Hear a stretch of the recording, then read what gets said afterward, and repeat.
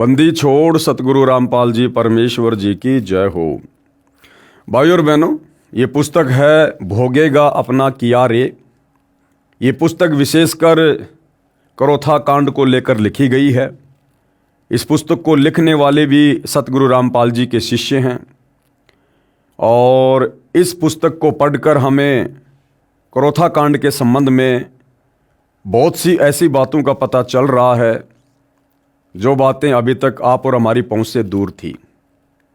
यानी करोथा कांड क्यों हुआ, किन लोगों ने करवाया, क्या कारण था, और उस समय हरियाणा के मुख्यमंत्री भूपेंद्र सिंह हुड्डा की इस करोथा कांड को करवाने में क्या भूमिका रही थी, सतगुरु रामपाल जी ने उसके विषय में क्या कुछ कहा है।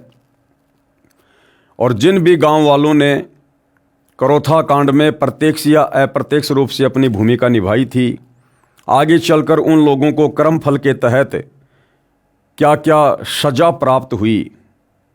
बहुत से लोगों का परिवार सर्वनाश को प्राप्त हुआ। किसी का बेटा मरा, किसी की बेटी मरी, कोई स्वयं तड़फ तड़फ कर एक्सीडेंट में या भयंकर बीमारी से मरा। और भी बहुत सारी बातें जो हम आगे इस पुस्तक के माध्यम से जानेंगे। उनमें एक बात है कि एक ज़मीन का मामला, जो ज़मीन सतलोक आश्रम करोथा को दान कर दी गई थी, उस ज़मीन को लेकर क्या वाद विवाद हुआ। वो ज़मीन किसने ली थी?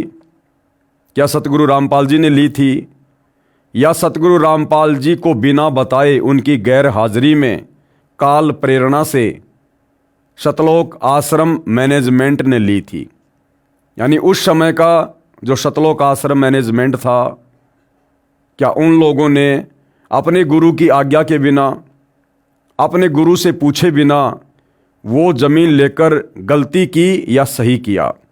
इन तमाम बातों पर हम आज विचार करेंगे और साथ में हम ये शिक्षा भी प्राप्त करेंगे कि निकट भविष्य में ऐसी गलती आप और हम भगत कभी भी ना करें, जो गलतियां आज से पहले हमारे खुद के भगत भाई करोथा कांड के समय इस ज़मीन को लेकर कर चुके हैं। तो क्या कुछ ये पुस्तक कहती है? पुस्तक का नाम है भोगेगा अपना किया रे। आश्रम की ज़मीन का झूठा मुकदमा। अश्वनी कुमार ACJM की कोर्ट में आश्रम की ज़मीन का मुकदमा चल रहा था। जज अश्वनी कुमार के विषय में भ्रष्टाचार की शिकायत माननीय पंजाब तथा हरियाणा हाई कोर्ट में मुख्य न्यायाधीश को की गई, जो इस प्रकार है। यानी सतलोक आश्रम वालों ने इस जज के ऊपर शिकायत हाई कोर्ट में की, और वो क्या शिकायत थी वो यहाँ पर बताया जा रहा है। विषय श्री अश्वनी कुमार मेहता CJM रोहतक कोर्ट के भ्रष्टाचार की जांच करके उचित कानूनी कार्रवाई करने हेतु प्रार्थना पत्र। श्रीमान जी, निवेदन है कि हम राष्ट्रीय समाज सेवा समिति के लगभग 10 लाख सदस्य आप जी से निवेदन करते हैं कि उपरोक्त जज श्री अश्वनी कुमार मेहता CJM की जांच करके इनके खिलाफ सख्त कानूनी कार्रवाई करने की प्रार्थना करते हैं। फिर सतलोक आश्रम वाले भगत लिखते हैं, हम भारतीय संविधान का सम्मान करते हैं, लेकिन भाई और बहनों, इन्होंने 2014 के बरवाला कांड के समय भारतीय संविधान का, न्यायालय का सम्मान नहीं किया। यहाँ तो सतलोक आश्रम से जुड़े भगत इस पुस्तक में लिख रहे हैं कि हम माननीय संविधान का सम्मान करते हैं। भाई, फिर 2014 के बरवाला कांड में क्या हो गया था? उस समय भी तो इसी संविधान के तहत माननीय न्यायालय ने सतगुरु रामपाल जी को चंडीगढ़ की उनकी पेशी पर तारीख पर हाजिर होने के लिए नोटिस भेजा था, सम्मन भेजा था। फिर आप सतलोक आश्रम वालों ने संविधान का सम्मान क्यों नहीं किया? क्यों आप लोगों ने सतगुरु रामपाल जी को चंडीगढ़ की तारीख पर नहीं जाने दिया? और क्यों आप लोगों ने पुलिस प्रशासन को सतलोक आश्रम के अंदर नहीं जाने दिया? और क्यों आप सतलोक आश्रम के मुख्य भक्तों ने, सतगुरु रामपाल जी के परिवार वालों ने हमारे जैसे नादान भक्तों को भ्रमित करके काले कपड़े पहनकर कमांडो बनाकर क्यों पुलिस वालों के सामने हाथों में हथियार देकर, डंडे पत्थर देकर मरने मारने के लिए खड़ा कर दिया? आज आप कह रहे हो कि हम भारतीय संविधान का सम्मान करते हैं, उस समय कहाँ चला गया था आपका ये मान सम्मान? आपने सतगुरु रामपाल जी के 6 भक्तों की मौत करवा दी 2014 बरवाला कांड में, भारतीय संविधान का सम्मान ना करके, और आज आप बात कर रहे हो मान और सम्मान की। हम भारतीय संविधान का सम्मान करते हैं। हम ये भी मानते हैं कि अधिकतर जज न्यायप्रिय तथा कानून का पालन करने वाले हैं। हम जज को परमात्मा का छोटा रूप मानते हैं, ये बिल्कुल गलत है। ऐसा भगत ने नहीं मानना चाहिए। जगत वाले लोग ऐसा मान सकते हैं। जगत वालों को आध्यात्मिक ज्ञान नहीं है, परमात्मा के विधान का पता नहीं है। वो तो डॉक्टर को भी परमात्मा का छोटा रूप मानते हैं, वो जज को भी परमात्मा का छोटा रूप मान सकते हैं। लेकिन सतगुरु रामपाल जी का भगत जिसको तत्व ज्ञान हो जाता है, उसके बाद वो परमात्मा का स्थान किसी अन्य को नहीं दे सकता, छोटा या बड़ा। तो भगत के लिए ये कहना कि हम जज को परमात्मा का छोटा रूप मानते हैं, ये भगत की नालायकी है, भगत की ज्ञानहीनता है। परमात्मा केवल एक ही है, वो छोटा है या बड़ा है, भगत के लिए वही सब कुछ है। जिसकी कलम में एक व्यक्ति की जीवन व मृत्यु का फैसला होता है। यदि कोई ऐसे माननीय तथा सम्माननीय पद पर विराजमान जज अपने स्वार्थवश कानून को अनदेखा करता है, गरीब जनता को न्याय नहीं देता है, वह न्यायालय की छवि खराब करता है, तो उसे पद पर बने रहने का कोई अधिकार नहीं है। जज श्री अश्विनी कुमार मेहता माननीय के भ्रष्टाचार तथा अन्याय का उल्लेख। राष्ट्रीय समाज सेवा समिति के कुछ सदस्य सतीश चंद्र गांव सुंडाना, राजेंद्र सिंह गांव बड़ौदा, बलवान सिंह गांव बालक, चांदीराम गांव बालक माननीय जज श्री अश्विनी कुमार मेहता जी से दिनांक 23 जनवरी 2014 को कोर्ट में मिले तथा उससे मुकदमा नंबर 446/2006 की वास्तविकता से परिचय कराने का प्रयास किया तथा इस केस से संत रामपाल जी का नाम निकलवाने के लिए प्रार्थना की, क्योंकि इस केस में संत रामपाल जी महाराज का नाम झूठा तथा बेबुनियाद है। माननीय जज श्री अश्विनी कुमार जी ने कहा कि अब कोर्ट का समय है, आप मुझे कोर्ट के समय के बाद मिलना, तब तक मैं इस केस की फाइल पढ़ लूँगा। हमारे उपरोक्त सदस्य माननीय जज श्री अश्विनी कुमार से पुणे मिले तथा उनको बताया मामला ये है कि सतलोक आश्रम करोथा की ज़मीन पर झूठा मुकदमा number 446 date 21/7/2006 Rohtak court Haryana में विचाराधीन है। जिस समय ये ज़मीन कुछ भक्तों द्वारा बंदी छोड़ भक्ति मुक्ति ट्रस्ट को स्वेच्छा से दान की गई। हमारे सतगुरुदेव संत रामपाल जी महाराज हरियाणा से बाहर महाराष्ट्र प्रांत में सत्संग करने के लिए गए हुए थे। उनको तो ज़मीन लेने के बारे में 3 महीने के बाद जब हरियाणा में आए तब बताया गया था कि हम सर्व भक्तों ने विचार विमर्श करके 3 एकड़ ज़मीन का टुकड़ा गांव करोथा जिला रोहतक में आश्रम के लिए भक्तों ने ही दान किया है। अब देखो भाइयों और बहनों, सबसे बड़ी गलती जो भगत करता है काल प्रेरणा से, वो ये करता है। हमें पूज्य गुरुदेव भगवान कहते हैं कि बच्चों, गुरु की आज्ञा आव ही और गुरु की आज्ञा जाए, कहे कबीर उस भगत को फिर 3 लोक भय नाए।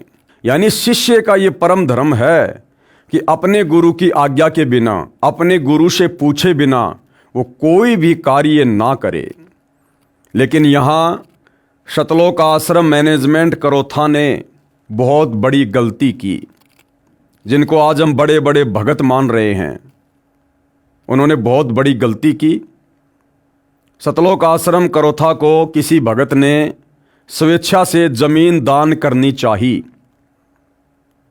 और उस समय सतगुरु रामपाल जी महाराष्ट्र में सत्संग करने के लिए गए हुए थे और उस समय मोबाइल जैसी सुविधा विशेष तौर पर उपलब्ध नहीं थी। इसलिए सतलोक आश्रम वाले भगत कह रहे हैं कि वो ज़मीन हम लोगों ने ले ली, यानी देने वाला भी भगत और लेने वाले भी भगत। वो देने वाला भी महामूर्ख और लेने वाले भी महामूर्ख।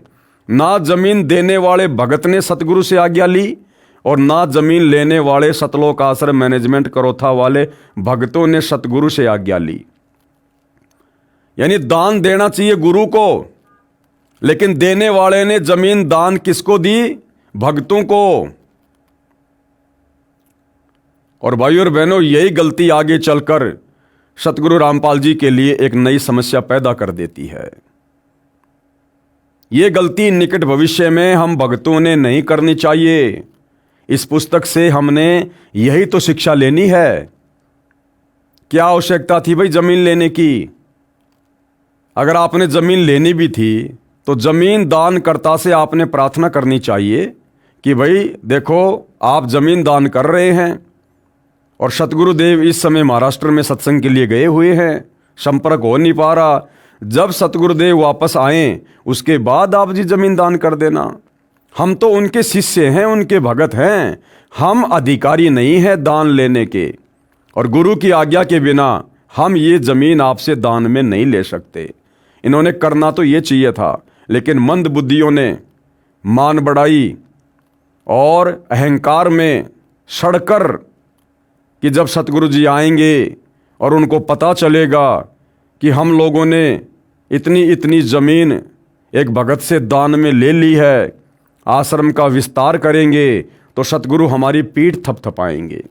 तो भाइयों और बहनों, ये गलती यदि भक्ति मार्ग पर हमें सफल होना है, एक अच्छे और सच्चे शिष्य की भूमिका अदा करनी है, ये गलती हमने बिल्कुल भी नहीं करनी चाहिए।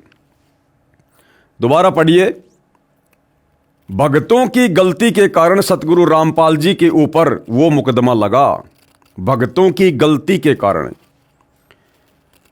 हमारे सतगुरुदेव संत रामपाल जी महाराज हरियाणा से बाहर महाराष्ट्र प्रांत में सत्संग करने के लिए गए हुए थे। उनको तो जमीन लेने के बारे में 3 महीने के बाद जब हरियाणा में आए तब बताया गया था कि हम सभी भक्तों ने विचार विमर्श करके 3 एकड़ जमीन का टुकड़ा गांव करोथा जिला रोहतक में आश्रम के लिए अपने भक्तों ने ही दान किया है। दानकर्ता के विशेष आग्रह पर जमीन बंदी छोड़ भक्ति मुक्ति ट्रस्ट के नाम ट्रस्टी भगत राजेंद्र के नाम से करा दी है। हमने पहली बार ट्रस्ट बनाया था, ट्रस्ट की ओर से कोई रेजुलेशन भी पास नहीं किया गया था। हमारे सतगुरु रामपाल जी महाराज के कहीं भी जमीन की खरीद के कागजात पर हस्ताक्षर नहीं है। इनका नाम भी राजनीतिक दबाव में बनाए मुकदमा नंबर 446 डेट 21/7/2006 में डालकर व्यर्थ परेशान किया जा रहा है। अरे व्यर्थ में परेशान तो तुम भक्तों ने करवाया।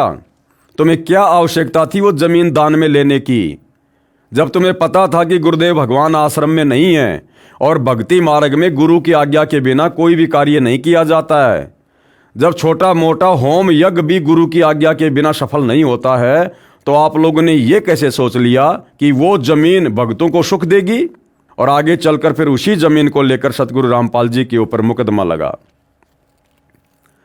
इस जमीन के मुकदमा नंबर 446 डेट 2006 में मुख्य गवाह ने जिसके नाम से एफआईआर काटी गई थी, उसने न्यायालय में बयान देकर स्पष्ट कर दिया है कि इस एफआईआर में क्या लिखा है मुझे कुछ जानकारी नहीं, क्योंकि पुलिस ने जबरदस्ती मेरे से हस्ताक्षर कराए थे।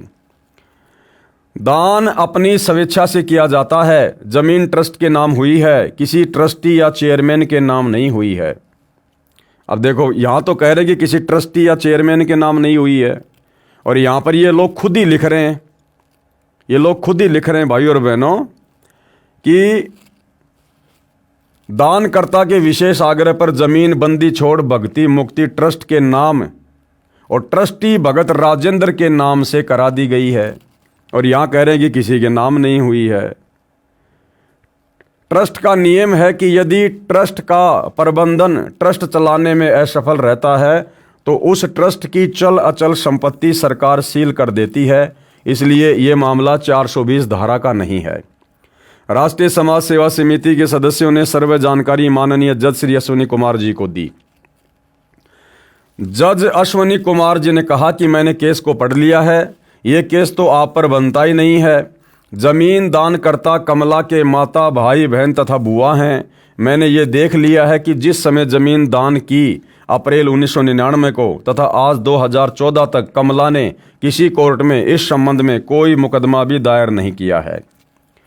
पुलिस ने चालान के साथ कमला पुत्री श्री साहब सिंह का 161 का बयान भी नहीं लगा रखा।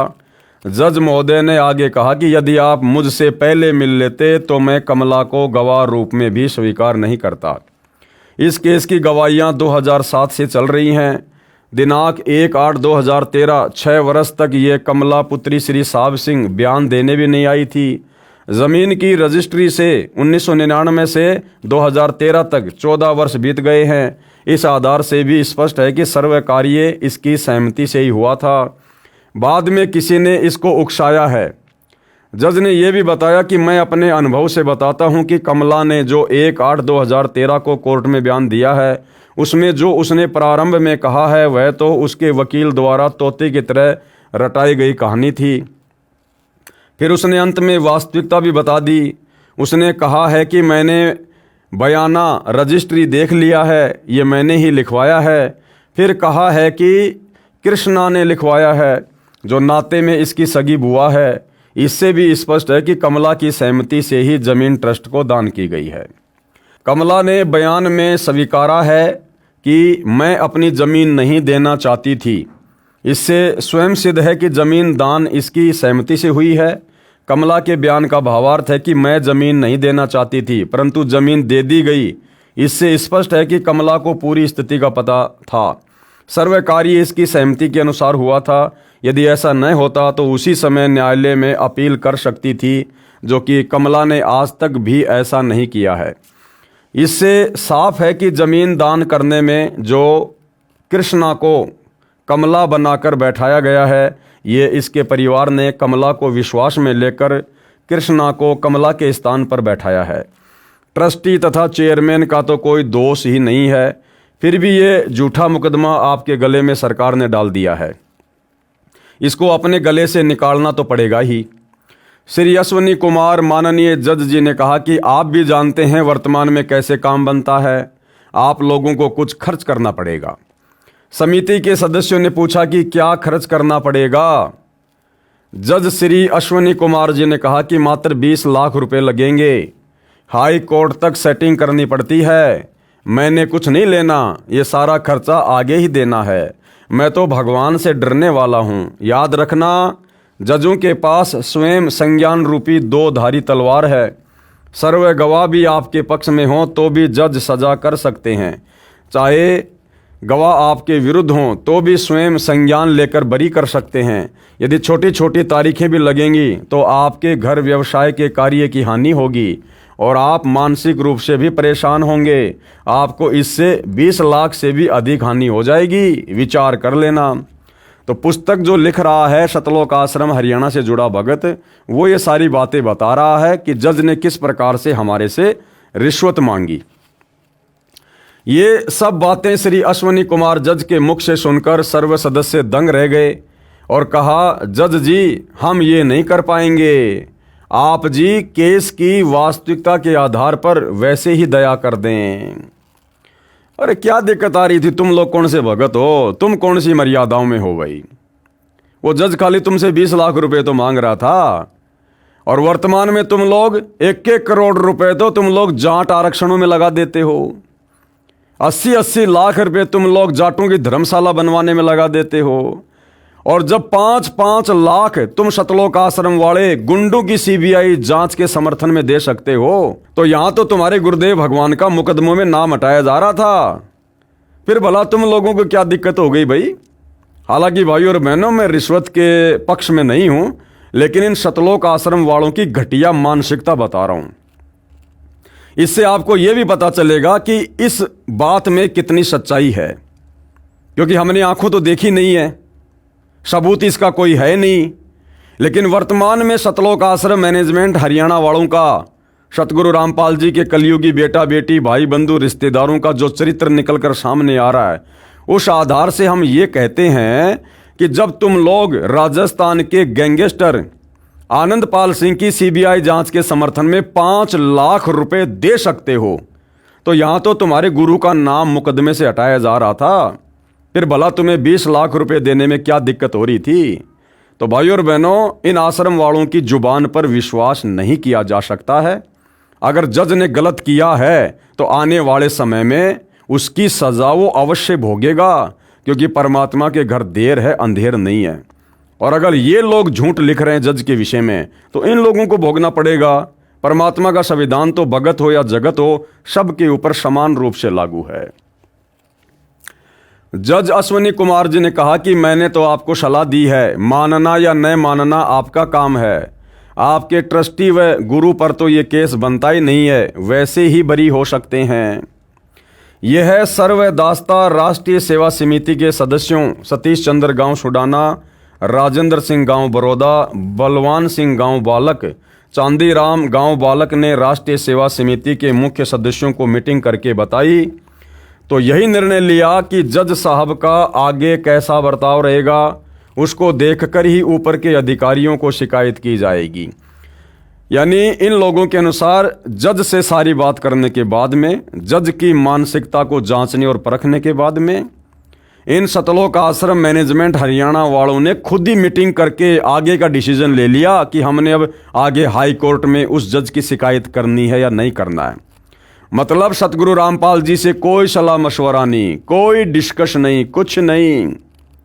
ये खुद ही सतगुरु बने हुए हैं, ये खुद ही न्याय करता है कि हम क्या करेंगे और क्या नहीं करेंगे। संत रामपाल जी से पूछने की जरूरत नहीं है, क्योंकि संत रामपाल जी को क्या पता कोर्टों में क्या होता है, जज क्या होते हैं, वकील क्या होते हैं। तो आश्रम वाले भगत कह रहे हैं, राष्ट्रीय समाज सेवा समिति वाले, कि हम मुख्य लोगों ने मीटिंग की और निर्णय लिया कि जज साहब का आगे कैसा बर्ताव रहेगा उसको देखकर ही ऊपर के अधिकारियों को शिकायत की जाएगी। 20 लाख की मनसा पूरी न होने के पश्चात माननीय जज श्री अश्विनी कुमार मेहता जी की अन्याय की झलक। दिनांक 23/1/2014 के पश्चात जज महोदय ने छोटी छोटी तारीख लगानी प्रारंभ की। दिनांक 31/1/2014 8 दिन की, अगली 5/2/2014 5 दिन की, उससे अगली 13/2/2014 8 दिन की, अगली 19/2/2014 6 दिन की, अगली 20/2/2014 लगाई 1 दिन की। 20/2/2014 को हमें परेशान करने के मकसद से स्वयं कोर्ट में नहीं आया, उस दिन कोई कार्रवाई नहीं की। फिर जज अश्विनी कुमार मेहता जी के स्थान पर दूसरे जज ने कार्यभार संभाला। अरे तो तुम आश्रम वालों को क्या दिक्कत हो गई भाई? तारीखें छोटी लग रही है, बड़ी लग रही है, क्या दिक्कत हो गई तुम लोगों को? इसी पुस्तक में तुम लोग कह रहे हो कि हम तो संविधान की इज्जत करते हैं, संविधान का सम्मान करते हैं। तो संविधान के तहत जैसा भी जज तारीख लगा रहा था तो भाई तारीखों पर जाते ना। यहाँ अपना दुखड़ा क्यों रो रहे हो तुम लोग? तुम तो संविधान का सम्मान करने वाले हो ना। इसके अतिरिक्त अन्य अन्याय जो जज अश्विनी कुमार जी ने किया वो इस प्रकार है। क्या क्या अन्याय किए भाई और बहनों, सुनिएगा। श्रीमती कमला पुत्री साहिब सिंह की ओर से कुछ वकील आने लगे।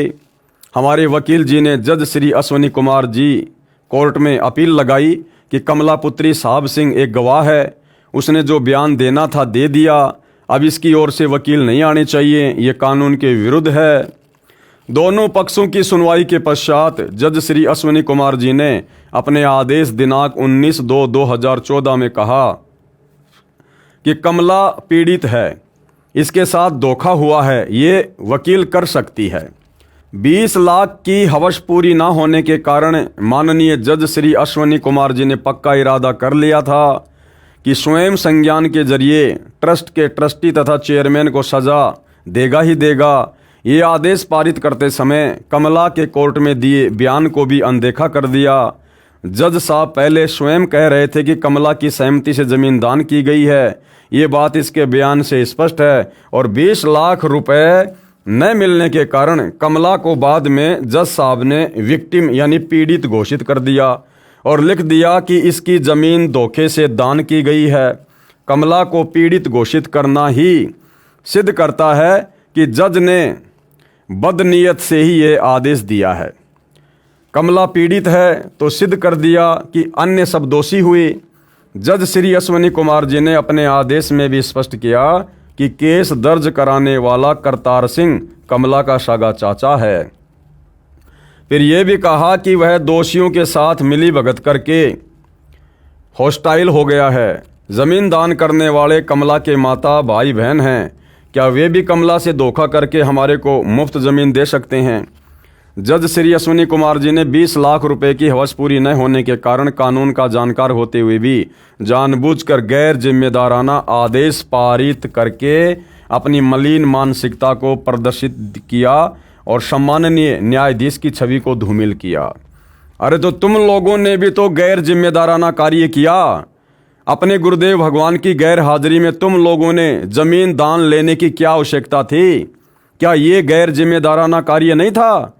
अगर तुम ये गैर जिम्मेदाराना कार्य ना करते तो आज तुम्हें क्यों कोर्ट में परेशान होना पड़ता?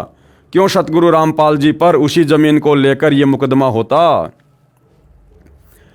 जबकि सर्वोच्च न्यायालय का आदेश number 2009-3310 for criminal appeal number 1695 of 2009 स्पष्ट करता है कि यदि ए ने बी की जमीन बी बनकर सी को बेच दी या दान कर दी तो ए दोषी है, सी दोषी ठहराया जा सकता है।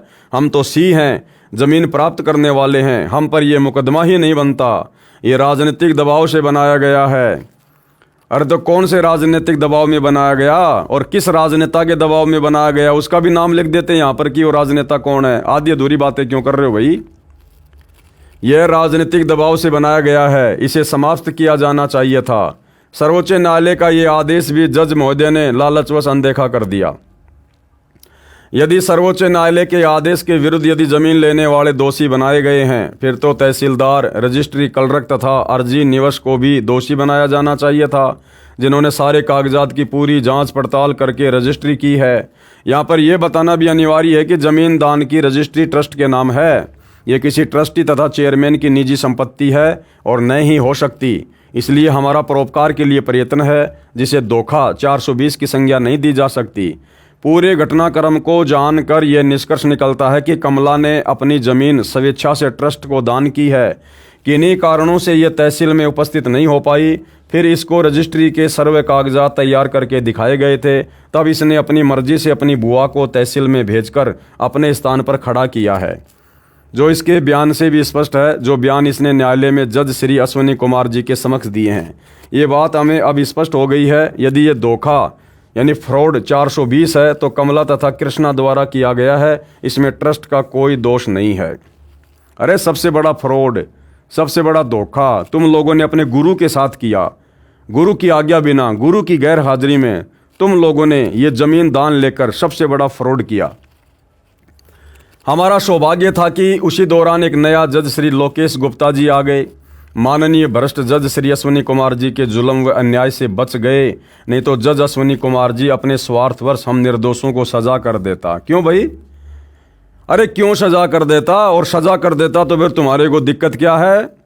तुम तो भगत हो ना, भक्ति कर रहे हो ना पूर्ण परमात्मा की, तो तुम लोगों को क्या दिक्कत है भैया?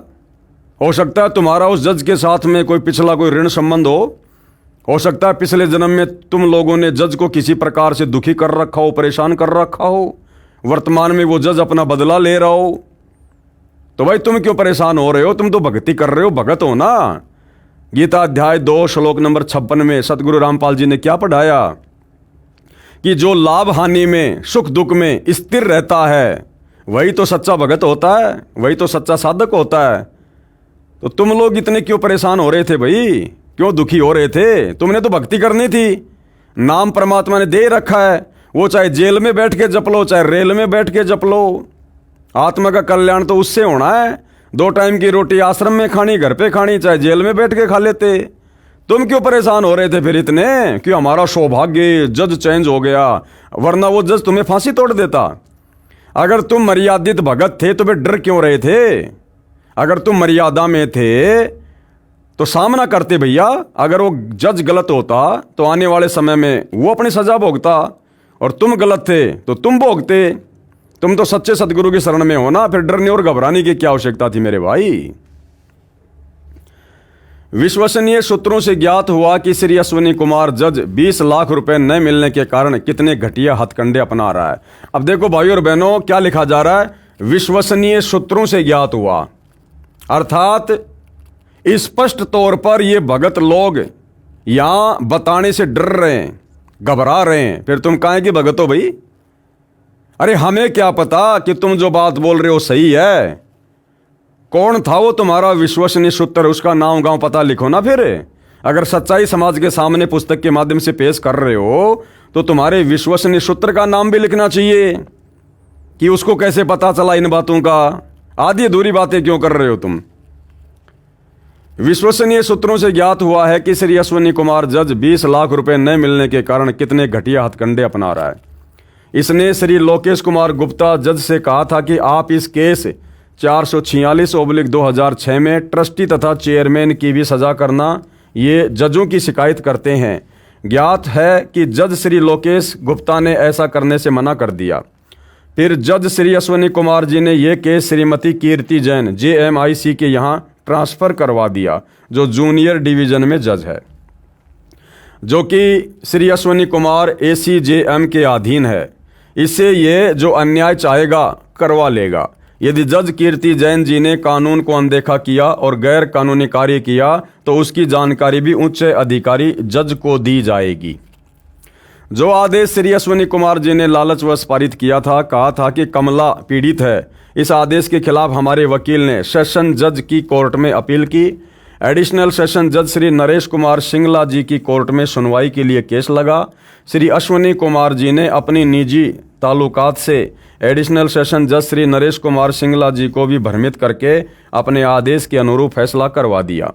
इस आदेश के खिलाफ हमारे वकील जी ने माननीय हाईकोर्ट पंजाब व हरियाणा चंडीगढ़ में अपील की। माननीय विद्वान जज श्री सुरेंद्र गुप्ता जी ने अपने आदेश नंबर फला में न्याय किया। कहा कि ट्रायल कोर्ट में केस की सुनवाई चल रही है, ऐसे समय में विक्टिम यानी पीड़ित एंड फ्रॉड धोखा शब्दों का प्रयोग करना गलत है। कमला को असंतुष्ट कहा जा सकता है। फिर कहा कि अपनी सलाह के लिए गवाह भी वकील कर सकता है, परंतु वह वकील कोर्ट में सीधा कोई पक्ष नहीं रख सकता। हाईकोर्ट का आदेश संलग्न है। हमारे को माननीय हाईकोर्ट से न्याय मिला। हम इस प्रार्थना पत्र के आरंभ में ही लिख चुके हैं कि अधिकतर जज न्यायकारी हैं। कुछ भ्रष्ट जज ही अपने स्वार्थवश अन्याय करके गरीब जनता को सताते हैं, क्योंकि भ्रष्ट जजों को पता होता है कि आम व्यक्ति ऊपर की कोर्टों में नहीं जा सकता, क्योंकि वकीलों की महंगी फीस होती है जो गरीब के बस की बाहर होती है। तुम तो पैसे वाले हो भाई, तुम तो हाई कोर्ट क्या सुप्रीम कोर्ट क्या, तुम तो कहीं भी जा सकते हो, तुम गरीब थोड़ी हो। आप जी से पुनः प्रार्थना है कि माननीय भ्रष्ट जज श्री अश्विनी कुमार मेहता CJM रोहतक कोर्ट हरियाणा की जांच करके कानूनी कार्रवाई की जाए। ऐसे व्यक्ति ऐसे सम्माननीय पद पर बने रहने के योग्य नहीं है। इसको तुरंत प्रभाव से बर्खास्त किया जाए ताकि गरीब जनता अन्याय से बच सके। जांच अधिकारी के सामने जांच के समय हमारे वो सदस्य जो जज श्री अश्विनी कुमार से मिले थे शपथ पत्र देंगे तथा जांच में पूरा सहयोग देंगे। कानून को अनदेखा करके जज श्री अश्विनी कुमार जी ने अच्छा नहीं किया। यदि गरीब जनता ने दुखी होकर कानून को अनदेखा कर दिया तो क्या होगा? यदि इस जज के खिलाफ कार्रवाई नहीं हुई तो हम सर्वे 10 लाख राष्ट्रीय समाज सेवा समिति के सदस्यों को संवैधानिक तरीके से आंदोलन व प्रदर्शन करने के लिए विवश होना पड़ेगा। कौन कह रहे हैं? राष्ट्रीय समाज सेवा समिति वाले। इनको भक्ति नहीं करनी, इनको ये बकवादी करनी है इस प्रकार की। इनको अपने भगवान पर विश्वास नहीं, इनको अपने गुरुदेव पर विश्वास नहीं, इनको भक्ति मर्यादाओं पर विश्वास नहीं। अब ये समाज को सुधारेंगे इस प्रकार से आंदोलन करके। अरे समाज को सुधारने के लिए परमात्मा धरती पर आए हुए हैं भाई, वो अपने हिसाब से सुधारेंगे। वो आंदोलन करके अपने भक्तों से करवा के समाज को नहीं सुधारेंगे। समाज सुधरेगा तत्व ज्ञान से, इस ज्ञान से, भक्ति से। अब इस ज्ञान को तुम खुद ही नहीं समझ पा रहे, फिर भला वो जज कैसे सुधरेंगे, जनता कैसे समझेगी? और क्या कर लिया तुम लोगों ने अभी तक भाई?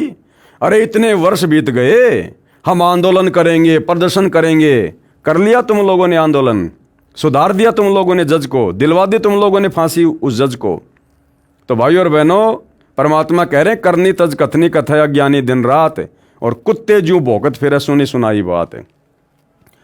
ये जो इस प्रकार की बातें हैं, जजों के खिलाफ आंदोलन करना या प्रदर्शन करना, ये सतगुरु रामपाल जी के ज्ञान और विधान के बिल्कुल खिलाफ है, विपरीत है। ये प्रार्थी राष्ट्रीय समाज सेवा समिति के सभी 10 लाख सदस्य और ये समिति पूर्ण रूप से धार्मिक तथा गैर राजनीतिक है। फिर वर्तमान में राजनीति में क्यों घुस गए भाई? अगर ये समिति गैर राजनीतिक थी तो वर्तमान में भाई क्यों राजनेताओं के तलवे चाट रहे हो तुम सतलोक आश्रम वालों? 2019 में तुम कांग्रेस सरकार के चरणों में जाकर बैठ गए, तुमने कांग्रेस का समर्थन किया। 2024 में तुम बीजेपी के चरणों में जाकर बैठ गए। आज वर्तमान में तुम बीजेपी का समर्थन कर रहे हो और कह रहे हो कि यह संस्था गैर राजनीतिक है। आगे क्या लिखा जा रहा है? आर्य समाजियों को रिश्वत लेकर बरी किया। जज सविता कुमारी के भ्रष्टाचार की शिकायत की गई जो इस प्रकार है। सेवा में माननीय मुख्य न्यायाधीश पंजाब एवं हरियाणा हाईकोर्ट चंडीगढ़। अब देखो भाइयों और बहनों, जो ये राष्ट्रीय समाज सेवा समिति वाले, ये कोई पाकिस्तानी नहीं है। राष्ट्रीय समाज सेवा समिति को हो चाहे सतलोक आश्रम मैनेजमेंट हरियाणा का हो, केवल नाम चेंज किया है कागजों में। इन्होंने जो समिति बनाई थी राष्ट्रीय समाज सेवा समिति 2010 में, तो समिति क्या है? समिति एक नाम है। भगत सारे वो के वो हैं, कोई प्रधान बना है, कोई अध्यक्ष बना है, कोई क्या बना है। अब ये क्या कह रहे हैं ये लोग? जज सविता कुमारी के भ्रष्टाचार की शिकायत की गई जो इस प्रकार है। अरे नालायकों, अपने गुरुदेव के चरणों में अर्जी लगा देते कि गुरुदेव भगवान ये बात है, हमने जो गलती करी थी आपकी गैर हाजिरी में जमीन लेने की, ये परमात्मा हम कान पकड़ के माफ़ी मांगते हैं, आगे से ऐसी गलती नहीं करेंगे। ये परमेश्वर हम नीचों पर दया करो। अरे तो जजों का जज सतलोक आश्रम बरवाड़ा में बैठा था ना भाई। अरे जो हमारा मुकदमा धर्मराज के कोर्ट में लड़ेगा ऊपर, ये यहाँ के छोटे मोटे जज फिर क्या है उसके आगे? इस परमात्मा से बड़ा कोई न्यायकारी है क्या? अदली असल कबीर है, कुल के सतगुरु एक। अदली यानी न्यायकारी, न्यायकारी परमात्मा केवल एक कबीर है और तुम्हारा गुरु स्वयं कबीर है। और तुम अर्जियां लगाते फिर रहे हो इन नकली कोर्टों में, लगाते अपने गुरुदेव भगवान के चरणों में अर्जी कि परमात्मा गलती हो गई, नादान है, आपके बच्चे माफ करो, आगे से ऐसी गलती नहीं होगी। अरे जजों का रिमोट परमात्मा के हाथ में है, 2 मिनट में परमात्मा प्रेरणा कर दे, लेकिन तुम्हारी बुद्धि वहां तक तो जाती नहीं है। गुरु को तो तुम मानुष मानते हो, अपने से नीचा मानते हो। तुम तो खुद ही गुरु बने हुए हो, सारे काम तो तुम खुद कर रहे हो। 2010 में जब से तुम लोगों ने राष्ट्रीय समाज सेवा समिति बनाई है, तुम लोगों ने सत्यानाश कर दिया, भक्ति का बेड़ा गर्क कर दिया तुम लोगों ने, अंत में बरवाला कांड करवा कर छोड़ा। सेवा में माननीय मुख्य न्यायाधीश पंजाब एवं हरियाणा हाईकोर्ट चंडीगढ़। विषय जज श्रीमती सविता कुमारी JMIC रोहतक के भ्रष्टाचार की जांच करके उचित कानूनी कार्रवाई करने हेतु प्रार्थना पत्र। एक छोटी सी अर्जी सतगुरु रामपाल जी के चरणों में भी लगा देते भाई, तुम्हें कोर्टों के चक्कर ही नहीं काटने पड़ते। निवेदन है कि हम राष्ट्रीय समाज सेवा समिति के लगभग 10 लाख सदस्य आपसे निवेदन करते हैं कि उपरोक्त जज की जांच करके सख्त कार्रवाई करने की प्रार्थना करें। तुम्हारी गुलाम है वो हाई कोर्ट जो तुम्हारे आदेशों पे चलेगी। तुम खुद अपने गुरु के आदेशों पर नहीं चलते तो तुम्हारी गंदी जुबान से लगाई गई प्रार्थना से जज कैसे चलेंगे? हम मानते हैं कि अधिकतर जज कानून का पालन करने वाले हैं, न्यायप्रिय हैं। हम जज को परमात्मा का छोटा रूप मानते हैं। भाई नहीं मानते। हम सतगुरु रामपाल जी के साध संगति से जुड़े भाई बहन इस मत से सहमत नहीं है। हमारा परमात्मा चाहे वो छोटा है चाहे बड़ा है, सतगुरु रामपाल जी है। ये कबीर भगवान ही है और कोई परमात्मा नहीं है। एक 2 कोड़ी के जीव को परमात्मा की संज्ञा देना परमात्मा की तौहीन है। जिसकी कलम में एक व्यक्ति की जीवन मृत्यु का फैसला होता है, नहीं होता। अगर आप सतगुरु रामपाल जी के भगत हो तो भगत कभी भी अन्याय नहीं करेगा, गलत काम नहीं करेगा। और यदि भगत के साथ कोई अन्याय करता है, धोखाधड़ी करता है, तो फिर जजों की औकात नहीं कि वो अपनी उस कलम से उस भगत को मृत्यु दंड दे दे, उसको फांसी दे दे। फिर वो सतगुरु कौन से दिन काम आएगा? फिर जो भक्ति तुम कर रहे हो, फिर ये कौन से दिन काम आएगी? ऐसे माननीय तथा सम्माननीय पद पर विराजमान व्यक्ति अपने स्वार्थवश अन्याय करता है, गरीब जनता को न्याय नहीं देता। अरे गरीब जनता सतगुरु रामपाल जी का ज्ञान समझकर भक्ति करे, फिर परमात्मा के हाथ में है अपनी भगत की समस्या। फिर देखो उसके काम कैसे होते हैं। वह न्यायालय की छवि को खराब करता है, उसे पद पर बने रहने का कोई अधिकार नहीं है। मामला यह है कि हमारे कुछ सदस्यों पर मुकदमा नंबर फला फला माननीय जज सविता जी की कोर्ट में विचाराधीन है। केस नंबर इतने इतने इस्तगासा आश्रम के ट्रस्टी डॉक्टर कृष्ण जी ने आश्रम की मानहानि का सत्यवीर शास्त्री पर डाल रखा था। अब बताओ भाई, भक्तों ने मानहानि का दावा डाल रखा है। आश्रम के ट्रस्टी डॉक्टर कृष्ण जी ने आश्रम की मानहानि का सत्यवीर शास्त्री पर डाल रखा था। अब भक्तों का काम है क्या ये मानहानि का मुकदमा करना? अरे भक्तों की ना इज्जत होती, ना भक्तों की कोई बेइज्जती होती। तुम सतगुरु की शिक्षाओं पर नहीं चलते, इसलिए तुम लोग दुखी हो। सतगुरु रामपाल जी क्या कहते हैं? मान अमान करे क्यों ना कोई, कि मेरे भगत का चाहे कोई सम्मान करो चाहे अपमान करो, भगत ने कोई टेंशन नहीं, कोई चिंता नहीं। मान अमान करे क्यों ना कोई, मम संत शरण जान जगत छोई। संसार को राख के समान समझो और परमात्मा की भक्ति अपनी मर्यादा में रह के करो। भगत की कोई इज्जत नहीं होती और ना भगत की बेइज्जती होती। और यहां इन लोगों ने मानहानि के दावे डाल रखे हैं। केस नंबर 176 डेट 6/3/2006 आचार्य बलदेव के खिलाफ था, जो माननीय जज सविता जी की कोर्ट में सुनवाई चल रही थी। अब भैया सतगुरु क्या करे? तुमने सतगुरु की कोर्ट में तो मानहानि का मुकदमा किसी के खिलाफ डाला नहीं, अर्थात तुम लोगों ने सतगुरु रामपाल जी के चरणों में तो प्रार्थना लगाई नहीं। तुम लोग तो न्यायदाता मान रहे हो कोर्टों को, न्यायालयों को। तो भैया न्यायालयों में तो न्यायालयों के अनुसार काम होता है, फिर तुम्हारे अनुसार काम नहीं होगा कि तुम जैसा चाहोगे वैसा तुम्हारे फेवर में सारा काम हो जाएगा। फिर भैया कोर्टों का काम तो काललोक में कोर्टों के अनुसार होता है, जिसमें माननीय जज सविता जी ने हमारे विरोधियों से रुपए लेकर उनके पक्ष में फैसला कर दिया। दिनांक 2 मई 2014 को इस्तगासा केस नंबर इतना तथा केस नंबर फला फला की तारीख थी। हमारे कुछ सदस्य भी ट्रस्टी कृष्ण के साथ कोर्ट में गए थे, जो प्रत्येक पेशी पर जाते हैं।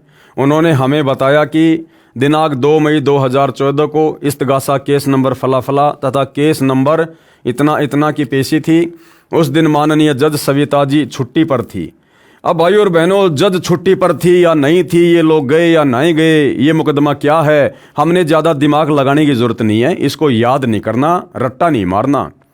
हमने केवल निष्कर्ष निकालना है कि हम भगतों को क्या शिक्षा मिल सकती है और हम भगत कहाँ पर गलतियाँ करने से बच सकते हैं, जो गलतियाँ हमसे पहले इन बड़े बड़े भक्तों ने की।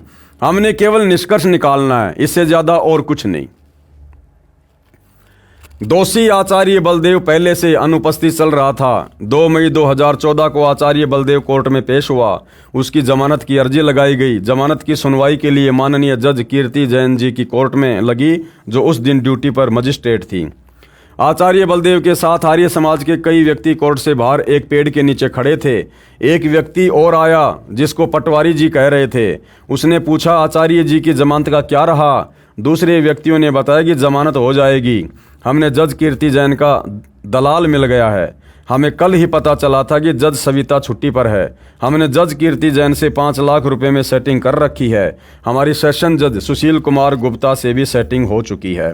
अब ये सेटिंग हुई नहीं हुई, केवल ये लोग अपने हाथों से लिख रहे हैं, इसका कोई प्रमाण नहीं है। हमारे 3 सदस्यों ने बताया कि हम अनजान से बनकर मुंह दूसरी ओर करके अखबार पढ़ने का बहाना करके उनकी सारी वार्ता सुन रहे थे। क्यों भैया, तुम लोग कोई प्राइवेट कोई डिटेक्टर हो क्या, जो सारी बातें सुन रहे थे ऐसे करके? अरे तुमने अपने भगवान पर विश्वास नहीं किया, तुमने भक्ति पे विश्वास नहीं किया। उनकी बातें चोरों की तरह सुनकर भी तुम लोगों ने क्या कर लिया? कुछ तो नहीं किया। हमारे 3 सदस्यों ने बताया कि हम अनजान से बनकर मुंह दूसरी ओर करके अखबार पढ़ने का बहाना करके उनकी सारी वार्ता सुन रहे थे, जिनके नाम हैं विजेंद्र निवासी गांव गांधरा, महेंद्र निवासी मादीपुर दिल्ली, ओम प्रकाश निवासी गांव गांधरा। ये थे वो एजेंट जो अखबार पढ़ने का बहाना करके सारी बातें सुन रहे थे। उस व्यक्ति ने, जिसको पटवारी जी कह रहे थे, फिर पूछा कि जो मुकदमे रामपाल के चेलों ने कर रखे हैं, जो सविता जज की कोर्ट में आचार्य बलदेव तथा सत्यवीर शास्त्री पर चल रहे हैं, इनकी क्या संभावना है? आर्य समाज के व्यक्तियों ने कहा कि सविता जज का भी दलाल मिल गया, सब सेटिंग हो गई है, दोनों मुकदमों में बरी हो जाएंगे। और रामपाल और उसके चेलों पर 2 मुकदमे हैं, एक आश्रम की जमीन का तथा दूसरा करोथा कांड का। इनमें इनकी सजा कराएंगे। ये भी सेटिंग जजों से हो चुकी है। वही हुआ जो सुना था। 2/5/2014 को वर्किंग जज सविता कुमारी की छुट्टी थी। दूसरी जज कीर्ति जैन ड्यूटी मजिस्ट्रेट के यहाँ जमानत लगी, जमानत मंजूर हो गई। हमारे भक्तों के ऊपर आर्य समाज के व्यक्तियों ने झूठा केस नंबर 12/7/2006 करोथा कांड का चल रहा है और जो मुकदमा नंबर फला फला का है, यदि हमारे भगत किसी कारण से किसी दिन अनुपस्थित हो जाते हैं तो उनके किसी भी प्रमाण को नहीं माना जाता। कई तो मानसिक रोग से ग्रस्त होकर बुरे हाल में जजों के सामने पेश किए गए। ये देखो भाई और बहनों, सतलोक आश्रम वाले भगत क्या लिख रहे हैं। और आप और हमें शिक्षा मिलनी चाहिए, शिक्षा। हम फालतू में अपना समय बर्बाद करने के लिए इन पुस्तकों पर वीडियो नहीं बना रहे। खुद सतलोक आश्रम मैनेजमेंट हरियाणा वाले भगत क्या लिख रहे हैं कि हमारे भगतों की ऐसी हालत हो गई, वो पागल हो गए, पागल तारीखों पर जाते जाते, और पागल रूप में उनको जजों के सामने पेश करना पड़ता था। क्यों भाई? अरे क्यों पागल हो गए? भक्ति नहीं कर रहे क्या तुम? मर्यादाओं में नहीं रहते क्या? अरे गुरु का आशीर्वाद नहीं था क्या तुम्हारे ऊपर? क्यों पागल हो गए तुम? अगर तुम लोग अपनी जगह सही थे तो तुम कह रहे हो हम तो न्यायालय का सम्मान करते हैं। तो न्यायालय जब बुलाएगा तब बुलाएगा भैया, फिर सम्मान करो। और पागल क्यों हो गए तुम? भक्ति नहीं कर रहे थे क्या? मर्यादाओं में नहीं थे क्या? सतगुरु रामपाल जी का आशीर्वाद नहीं था क्या? सतगुरु का भगत पागल क्यों हो जाएगा?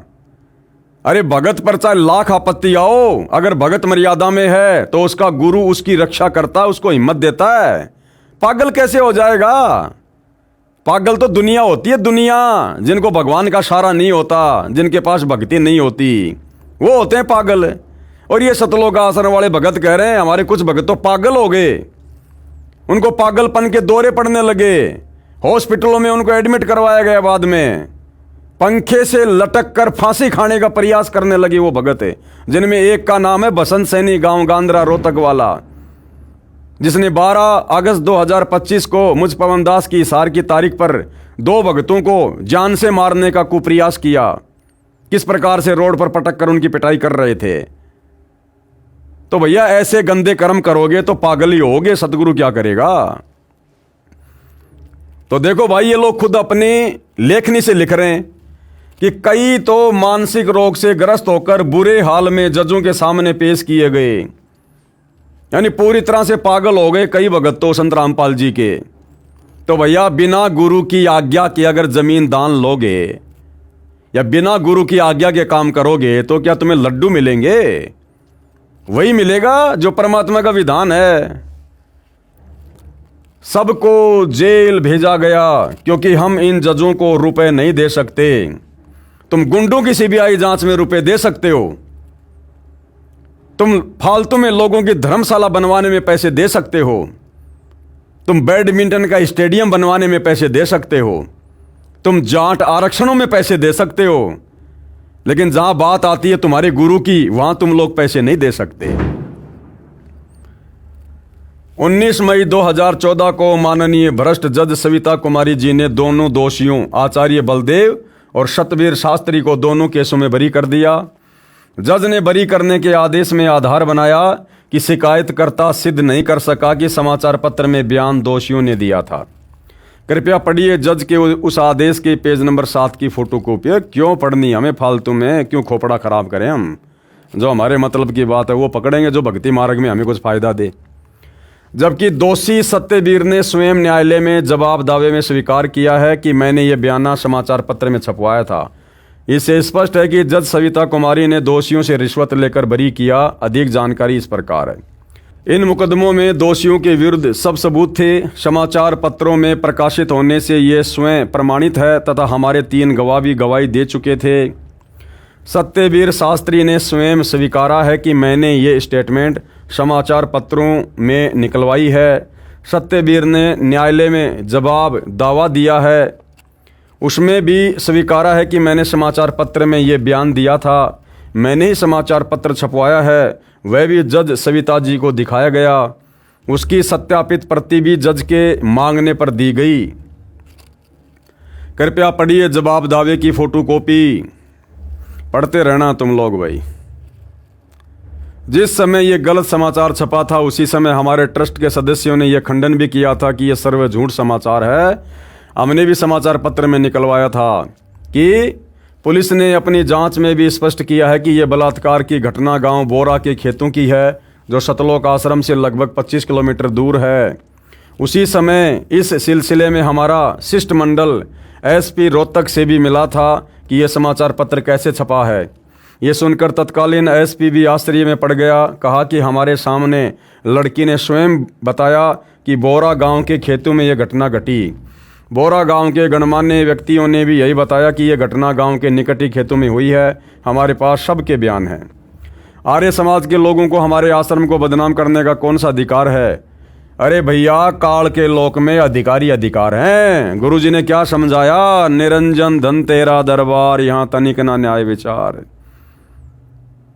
और मालिक क्या कहते हैं? पाखंडी की पूजा जग में संत को कहें लबाड़, अज्ञानी को परम विवेकी, ज्ञानी को मूड गवार, निरंजन धन तेरा दरबार। अरे शब्द नहीं सुनते क्या? आश्रम वालों सत्संग नहीं सुनते क्या गुरुदेव के? किसको अधिकार है और किसको अधिकार नहीं है? काल लोक में अधिकारी अधिकार हैं। भगत ने अपनी भक्ति करनी चाहिए। आर्य समाज के लोगों को हमारे आश्रम को बदनाम करने का कौन सा अधिकार है? जज महोदय सविता जी ने भी अपने लालच में कानून को अनदेखा करके उनके पक्ष में फैसला कर दिया। जज सविता जी से प्रार्थना है कि इनका लाइसेंस बना दें कि ये किसी की मानहानि करें, इनको कोई नहीं रोकेगा। अरे क्यों बना दे भाई? हमें क्या मतलब है? आप लोगों ने ये क्यों कहना कि जज फला फला व्यक्ति का लाइसेंस बना दे, वो जब चाहे किसी के ऊपर मुकदमा कर दे? आप लोगों ने क्या लेना देना था भाई इन सब बातों से? आप तो परमात्मा के भगत हो, भक्ति कर रहे हो ना, अपने गुरु पर विश्वास रखो ना। क्या समय आने पर सत्य की जीत नहीं होती क्या? भगवान के घर देर है अंधेर नहीं है, तुम्हें इस बात का नहीं पता क्या? लेकिन तुम अपने गुरु को परमात्मा मानो तब ना, गुरु पर विश्वास करो तब ना, मर्यादा में रह के भक्ति करो तब ये सद्बुद्धि आती है, बकवाद करने वालों को नहीं आती। हमारे भक्तों ने 50,000 रुपये भी कोर्ट फीस भरकर मुकदमा डाला था। अरे क्यों डाला मुकदमा नालायकों? क्यों संगत का 50,000 रुपये बर्बाद कर दिया तुम लोगों ने? अरे गुरुजी से मिल बैठकर सलाह कर लेते, उनके चरणों में प्रार्थना लगा देते। परमात्मा जो सलाह देता बिल्कुल सही देता नालायकों। तुम्हें मुकदमा डालने की क्या आवश्यकता थी? अरे गुरु ने क्या समझाया? जो तोकू काटा बोवे ताको बोतू फूल, कि जो तुम्हारे ऊपर मुकदमा करे तुम उसके ऊपर मुकदमा ना करो। आवत गाड़ी एक है उल्टा हो अनेक। गुरुजी तो आने वाली गाड़ी के जवाब में गाड़ी देने को भी मना करते हैं, और तुम लोगों ने 50,000 रुपये कोर्ट में फीस भर के सामने वाले पे मुकदमा कर दिया। अरे भैया, भक्ति कर रहे थे, ड्रामा कर रहे थे, सत्संग तो सुनते नहीं थे, भक्ति विधान का तुम्हें ज्ञान नहीं, और अपनी मर्जी से अपनी बकवादे करने में लगे हुए थे। तो सतगुरु भी क्या करेगा भाई? सतगुरु भी यही देखता है कि करने दो इन नालायकों को जो कर रहे हैं वो। जब इनकी घिस निकल लेगी अपने आप सीधे हो जाएंगे। यदि ये मुकदमा झूठा होता तो क्या हमारे सिर में दर्द था कि हम 50,000 रुपये खर्चते तथा वकीलों की फीस भरते? तुम्हारे सिर में दर्द नहीं, तुम्हारे सिर में खुजली चल रही थी काल की। पुलिस ने जिस व्यक्ति के खिलाफ बलात्कार का मुकदमा बनाया उसमें स्पष्ट लिखा है कि बोरा गांव के बाहर खेतों में एक मकान के खंडर में बलात्कार हुआ। मुकदमा नंबर FIR फला फला का केस माननीय जज सविता जी की कोर्ट में विचाराधीन है। उसी दिन दिनांक 19/5/2014 को इस केस की पेशी थी, जिस दिन केस नंबर फला फला तथा केस नंबर फला फला में दोषियों को बरी कर दिया। उसी दिन मुकदमा नंबर फला फला की तारीख पेशी थी। एक गवाह जिसका नाम मेघराज पुलिस वाला आया हुआ था, उसके सामने जज सविता जी ने प्रत्येक नामजद मुकदमा के नाम पिता का नाम से बुलाकर अंदर एक एक करके कोर्ट में बुलाया। हमने प्रार्थना की कि गवाह के सामने एक एक को बुलाया जा रहा है, उसको पहचान कराई जा रही है। जज सविता ने हमारी एक नहीं सुनी और सर्व नामजद मुकदमा के हमारे भक्तों को बुला बुलाकर गवाह के सामने पहचान करवाई। अरे जब तुम अपने गुरु की एक भी बात नहीं सुन रहे तो वो जज तुम्हारी बातें कैसे सुनेगी भाई? इससे भी स्पष्ट है कि जज सविता जी लालच में अंधी हो गई और कानून की भी पालना नहीं कर रही। तो तुम लोग भी तो काल प्रेरित होकर अपने गुरुदेव के आदेशों की पालना नहीं कर रहे थे। 1 तारीख पर हमारा वकील किसी कारण से कोर्ट में पेशी पर उपस्थित नहीं हो सका। उस दिन केस नंबर फला फला तथा केस नंबर फला फला की पेशी थी। आवाज़ लगने पर एक भगत ने जज सविता जी से प्रार्थना की कि जज साहब हमारा वकील नहीं आ सका है। इस बात पर जज बहुत क्रोध में आकर बोली कि बुलाओ अपने वकील को, नहीं तो मैं एक तरफा फैसला कर दूंगी। जो भगत इस केस की पेशी पर पैरवी के लिए जाते हैं तथा जिन पर यह मुकदमा बना रखा है, उनमें से 4 व्यक्तियों ने, एक का नाम है जगदीश निवासी पंजाब खोड़, विजेंद्र निवासी गांद्रा, महेंद्र निवासी मादीपुर दिल्ली, ओम प्रकाश निवासी गांद्रा ने दिनांक 25/3/2014 को जज सविता जी से प्रार्थना की कि ये मुकदमा जो रोड जाम का है, ये राजनीति के दबाव में झूठा बनाया गया है। हमने रोड जाम नहीं किया, रोड जाम तो आर्य समाजियों ने किया था, उन पर मुकदमा नहीं बनाया गया। हमारे सर्व भगत निर्दोष हैं, कृपया इस मुकदमे से हमारा पीछा छुड़वाइए। अरे इतनी प्रार्थना रो रो कर अपने गुरुजी के चरणों में करते कि गुरुदेव भगवान, हम नीचों से गलती हो गई, हम काल प्रेरित थे, हमें माफ़ करो परमात्मा, आगे से ऐसी गलती नहीं करेंगे, हमारा पीछा छुड़वाओ, हम दुखी हो रहे हैं। अरे इतनी प्रार्थना अपने गुरुदेव भगवान के चरणों में कर लेते। अगर गुरु के सामने प्रार्थना करने से शर्म आ रही थी तो अपने घर पर दरबार साहिब में कर लेते। वो अंतर्यामी तो हृदय से की गई पुकार को वहां से भी सुन लेता है। तो जो अपने गुरु के आगे नहीं रोता, नहीं गिड़गिड़ाता, फिर वो जजों के आगे रोता है। 2006 से सैकड़ों पेशियों पर आए हैं, हम घर का कार्य भी नहीं कर सकते, हम बहुत दुखी हो चुके हैं। और तुम लोगों ने वर्तमान में मुझ पवनदास पर 4 मुकदमे लगवा रखे हैं। अरे मैं भी तो तारीखों पर जा रहा हूं भाई, मेरे भी तो काम धंधे में दिक्कत आ रही है, मेरा भी तो परिवार है। तुम्हें अपनी समस्या दिखाई दे गई, दूसरों की समस्या दिखाई नहीं देती। जज ने कहा कि कुछ कोर्ट का खर्चा भरना पड़ेगा, मुकदमा जल्दी तथा तुम्हारे पक्ष में हो जाएगा। हमने कहा जी कितने रुपए खर्च करना पड़ेगा? देख लो, अब यहां पर ये रिश्वत दे रहे हैं। जो जज पैसों की बात कर रही है, तो यहां पर जब ये खुद परेशान हुए, खुद दुखी हुए, सैकड़ों तारीखों पर जाकर खुद जब दुखी होने लगे, तो जब जज ने कहा कि कुछ खर्चा भरना पड़ेगा, पैसे भरने पड़ेंगे कोर्ट में, तो बिल्कुल कह रहे हैं जी कितने पैसे भरने पड़ेंगे जी, यानी सहर्ष स्वीकृति दे रहे हैं। क्या कहा? हम बहुत दुखी हो चुके हैं। जज ने कहा कि कुछ कोर्ट का खर्चा भरना पड़ेगा, मुकदमा जल्दी तथा तुम्हारे पक्ष में हो जाएगा। हमने कहा कि जी कितने रुपए खर्चा भरना पड़ेगा? उस समय जज सविता कुमारी कोर्ट में अकेली बैठी थी। उसने बताया कि 10 लाख रुपए कोर्ट फीस है, ये मुझे गुप्त देनी होगी। यदि ऐसा नहीं करोगे तो छोटी छोटी तारीख लगने से आप घर के कार्य भी ठीक से नहीं कर पाओगे, जिस कारण से आपको अधिक हानि हो जाएगी। विचार कर लेना, आप 19 व्यक्ति हैं, 50,000 रुपए ही एक के हिस्से में आते हैं। मैं तो आपको सलाह दे रही हूँ, आपकी इच्छा है जैसा करो, कर लेना। 10 लाख रुपए कोर्ट फीस सुनकर हमें आश्चर्य तो हुआ, परंतु कहा कि मैडम हम विचार करके बताएंगे। ये लो जी, हम विचार करके बताएंगे। अर्थात ये लोग स्पष्ट रूप से जज को मना नहीं कर पाए। इन लोगों ने आपस में सलाह मशवरा किया, और जब लगा कि भैया इतना पैसा तो हम नहीं दे पाएंगे, तब जाकर इन्होंने मना किया। अगर 2-4 लाख रुपए की बात होती तो ये ले दे के मामला रफा कर देते। ये सुनकर हमें आश्चर्य तो हुआ, परंतु कहा कि मैडम हम विचार करके बताएंगे। हम निर्धन व्यक्ति हैं, 10 लाख रुपए कोर्ट फीस भरने में असमर्थ हैं। अगर 1-2 लाख रुपए वो बोलती तो तुरंत हाँ भर देते, तुरंत। इसलिए हमने दोबारा जज से कोई बात नहीं की। उसके पश्चात तो जज सविता का हमारे प्रति आक्रामक रवैया हो गया, छोटी छोटी तारीख देने लगी। 25/3/2014 के पश्चात 26/4/2014 31 दिन की। इस दौरान एक नामजद मुकदमा अनुपस्थित चल रहा था, उनको पीओ करने के लिए 31 दिन की तारीख दी थी। ये इस जज की मजबूरी थी। इसके पश्चात 2/5/2014 8 दिन की, फिर 6 दिन की, फिर 11 दिन की, फिर 5 दिन की, फिर 7 दिन की। उन चारों भक्तों ने राष्ट्रीय समाज सेवा समिति के मुख्य सदस्यों को बताया, अपने गुरुजी को नहीं बताया। और उन चारों भक्तों ने जिनकी छोटी छोटी तारीखें लग रही थी, इसी मनवश काल प्रेरित संगठन राष्ट्रीय समाज सेवा समिति के सदस्यों को जाकर बताया। अपने गुरुजी से कोई सलाह मशवरा नहीं, गुरुजी से कोई प्रार्थना नहीं। तभी तो जीव दुखी होता है, कष्ट भोगता है। उन चारों भक्तों ने राष्ट्रीय समाज सेवा समिति के मुख्य सदस्यों को बताया। जब वकीलों से पूछा गया तो हमारी हंसी करने लगे कि ऐसा कोई कानून नहीं बना कि कोर्ट फीस भरो और बरी हो जाओ, ये तो जज की सीधा सीधा रिश्वत की मांग है। फिर हमने राष्ट्रीय समाज सेवा समिति की मीटिंग बुलाई तथा माननीय भ्रष्ट जज सविता जी की शिकायत उच्च अधिकारियों को करने का निर्णय लिया। फिर भी गुरुजी से कोई सलाह मशवरा नहीं, गुरुजी से कोई किसी प्रकार की अर्जी नहीं।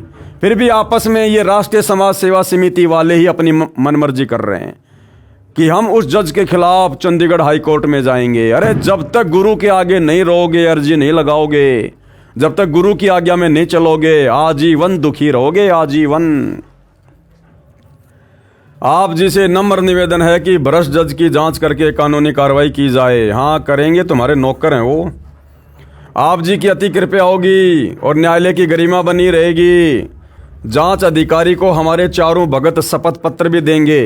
यदि भ्रष्ट जज पर कार्रवाई नहीं हुई तो हम राष्ट्रीय समाज सेवा समिति के सर्वे 10 लाख सदस्य संवैधानिक तरीके से आंदोलन करने के लिए मजबूर होंगे। ये आंदोलन करना, धरने, प्रदर्शन, रैलियां निकालना, ये संत रामपाल जी के भक्ति विधान में नहीं है। ये सारे के सारे कार्य बरवाला कांड के समय और बरवाला कांड के बाद इस मनवश काल प्रेरित संगठन राष्ट्रीय समाज सेवा समिति ने अर्थात सतगुरु रामपाल जी के परिवार ने किए और करवाए हैं। जब तक इस भ्रष्ट जज को पद से मुक्त नहीं किया जाएगा तब तक आंदोलन करेंगे। अभी तक तो भैया वो अपने पद से बर्खास्त नहीं हुआ और तुम लोग क्यों अपने घरों में बैठ गए हार मान के? पड़े रहो रोडों पर, करो आंदोलन, करो धरने, प्रदर्शन, रैलियां। क्यों हार मान गए राष्ट्रीय समाज सेवा समिति वालों? आप जी से पुनः निवेदन है कि इस माननीय भ्रष्ट जज सविता कुमारी जी को बर्खास्त करके सख्त कार्रवाई की जाए। इससे हमें न्याय की कोई उम्मीद नहीं है।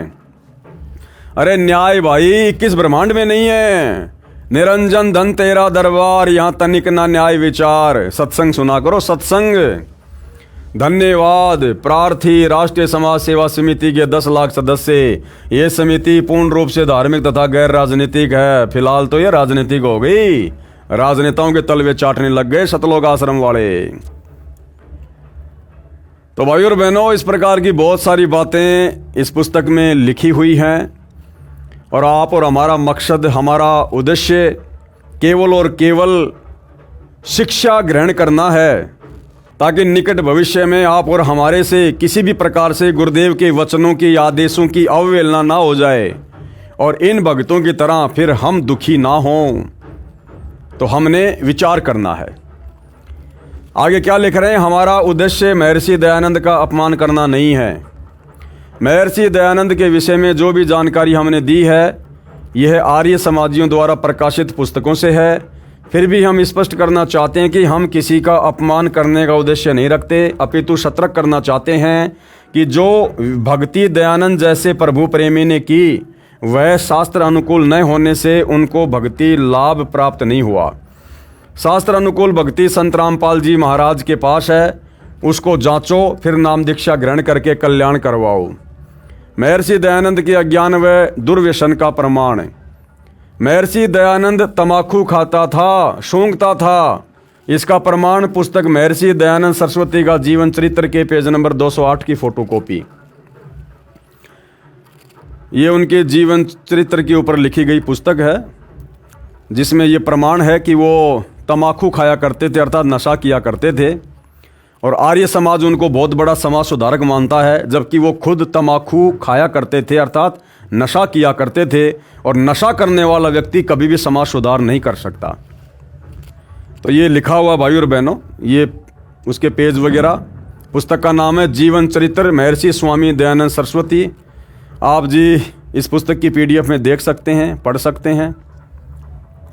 कौन सी पुस्तक है ये फोटोकॉपी जीवन चरित्र महर्षि दयानंद सरस्वती की है, जो अमर शहीद पंडित लेखराम द्वारा संकलित प्रमाणिक उर्दू भाषा का आर्य भाषा में अनुवाद है। इसके अनुवादकर्ता आर्य महोपदेशक श्री कविराज रघुनंदन सिंह निर्मल, संपादक हैं श्री पंडित हरिश्चंद्र विद्यालंकार, प्रकाशक हैं आर्य समाज नयाबास दिल्ली 6। और ये प्रथम बार 2028 इस लेख में स्पष्ट है कि महर्षि दयानंद तम्बाकू सूंघते थे तथा तम्बाकू खाते भी थे। महर्षि दयानंद को श्रीमद् भगवद गीता का भी ज्ञान नहीं था। ऊपर पृष्ठ 208 की फोटोकॉपी में लिखे वृत्तांत से सिद्ध है कि महर्षि दयानंद का आध्यात्मिक ज्ञान शून्य था। प्रकरण इस प्रकार है। एक राम गोपाल वैश्य जो वेदांती था, उसने बहुत सी टीकाएं अर्थात अनुवाद गीता की देखी। गीता अध्याय 18 श्लोक 66 में वर्ज शब्द है। श्लोक 66 है, सर्वधर्मान परित्यज्य माम एकम शरणम व्रज अहम तवा सर्व पापेभ्यो मोक्ष्यामि मा शुचय। यह अध्याय 18 श्लोक 66 है गीता जी का। इस गीता अध्याय 18 श्लोक 66 के अनुवाद में सर्व टीकाकारों यानी अनुवादकों ने व्रज शब्द का विपरीत अर्थ आना किया है, जबकि व्रज का अर्थ जाना होता है। जैसे अंग्रेजी के शब्द गो का अर्थ जाना होता है, यदि कोई इसका अर्थ आना करता है तो वह विपरीतार्थ कर रहा है, जिस कारण से उस प्रकरण का यथार्थ भावार्थ नहीं जाना जा सकता। इसी शंका का समाधान कराने के लिए राम गोपाल वैश्य ने महर्षि दयानंद से जानना चाहा कि आप बताइए, व्रज का अर्थ जाना है, आना है, किस कारण से किया है, ये तो उचित नहीं है। महर्षि दयानंद ने शंका का समाधान इस प्रकार किया, कृपया पढ़ें, उपरोक्त फोटोकॉपी में लिखा है। ये संस्कृत भाषा में बोल के उन्होंने समाधान किया। ये उत्तर दिया कि उस अज्ञानी महर्षि दयानंद ने, लेखक ने लिखा है कि इस उत्तर को सुनकर राम गोपाल वैश्य बहुत प्रसन्न हुआ और उसने फिर पूछा कि कोई प्रमाण भी है। स्वामी जी, महर्षि दयानंद ने ऋग्वेद की 2-3 स्तुतियों के प्रमाण दिए। ये समझो कि प्रमाण के रूप में ऋग्वेद के 2-3 मंत्र सुना दिए।